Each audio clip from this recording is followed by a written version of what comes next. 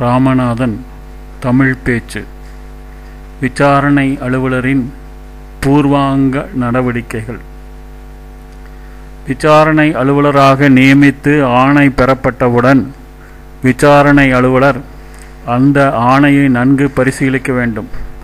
விசாரணை அலுவலர் நியமனம் முறையான அலுவலரால் செய்யப்பட்டுள்ளதா? விசாரணை அலுவலர் நியமன ஆணை நகல் குற்றம் சாட்டப்பட்டவருக்கு அனுப்பப்பட்டுள்ளதா? குற்றச்சாட்டு குறிப்பாணையின் விவரம் நியமன ஆணையில் தரப்பட்டுள்ளதா? குற்றம் சாட்டப்பட்டுள்ள நபர் குற்றச்சாட்டுக்கு விளக்கம் தந்துள்ள விபரம் நியமன ஆணையில் குறிப்பிடப்பட்டுள்ளதா? குற்றச்சாட்டுகளில் எந்தெந்த குற்றச்சாட்டுகளை குற்றம் சாட்டப்பெற்ற நபர் ஏற்றுக்கொண்டுள்ளார் என்ற விபரம் தரப்பட்டுள்ளதா?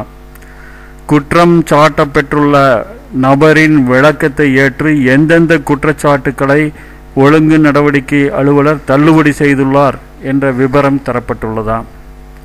குற்றம் சாட்டப்பெற்றுள்ள நபரின் விளக்கத்தில் எந்தெந்த குற்றச்சாட்டுகளுக்கான விளக்கத்தில் ஒழுங்கு நடவடிக்கை அலுவலரின் திருப்தி அடைந்து அந்த குற்றச்சாட்டுகளை மேலும் தொடர்ந்து வற்புறுத்த வேண்டாம் என்று கேட்டுக்கொண்டுள்ளார். எந்தெந்த குற்றச்சாட்டுகளை குற்றம் சாட்டப்பெற்றுள்ள நபர் மறுத்துள்ளதால் அந்த குற்றச்சாட்டுகளுக்கு நேர்முக வாய்மொழி விசாரணை நடத்துமாறு ஒழுங்கு நடவடிக்கை அலுவலர் கேட்டுக்கொண்டுள்ளார் என்ற விபரம் தரப்பட்டுள்ளதா? குற்றச்சாட்டு குறிப்பாணையின் சார்பு நகல் விசாரணை அலுவலருக்கு அனுப்பப்பட்டுள்ளதா? அனுப்பியிருப்பின் சார்பு நகலில் குற்றம் சாட்டப்பட்டுள்ள நபர் குற்றச்சாட்டு குறிப்பாணையினை பெற்றுக்கொண்டதற்கான தேதியிட்ட கையொப்பம் இட்டுள்ளாரா? குற்றம் சாட்டப்பட்டுள்ள நபர் குற்றச்சாட்டுக்களுக்கான விளக்கத்தை தந்துள்ளாரா? அது விசாரணை அலுவலருக்கு அனுப்பப்பட்டுள்ளதா?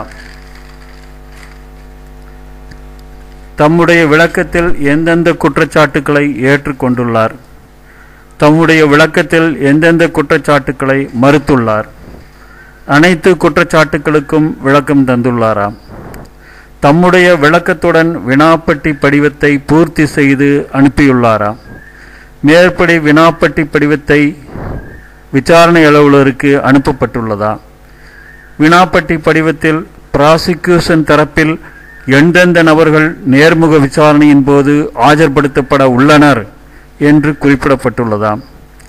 வினாப்பட்டி படிவத்தில் டிஃபென்ஸ் தரப்பில் எந்தெந்த நபர்களை வாய்மொழி விசாரணையின் போது விசாரிக்க வேண்டும் என்று தெரிவிக்கப்பட்டுள்ளது?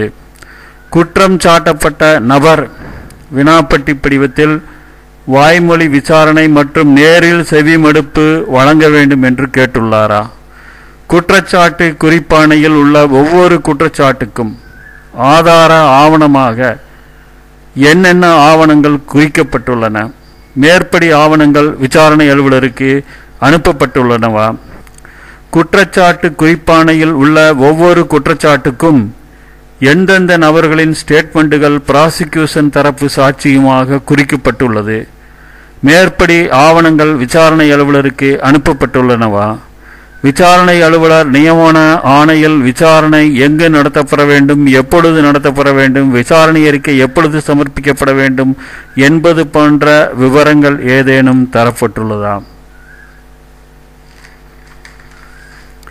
மேற்படி விவரங்களை நன்கு ஆராய்ந்து பார்த்து தேவையான விவரங்களை குறித்து கொண்டு சம்பந்தப்பட்ட அனைத்து நபர்களுக்கும் நேர்முக வாய்மொழி விசாரணைக்கு குறிப்பிட்ட நாளில் குறிப்பிட்ட இடத்தில் குறிப்பிட்ட நேரத்தில் ஆஜராகுமாறு அறிவுறுத்தி உடனடியாக சம்மன்கள் அனுப்பப்படல் வேண்டும். சம்மன்களை அவர்கள் பெற்றுக்கொண்டதற்கான கையொப்பத்தை விசாரணை அலுவலர் பெற்று அதனை பாதுகாத்து கொள்ள வேண்டும். அடுத்து விசாரணையின் போது என்னென்ன நடவடிக்கைகள் எவ்வாறு மேற்கொள்ளப்பட வேண்டும் என்பது குறித்து அடுத்த வீடியோவில் பார்க்கலாம்.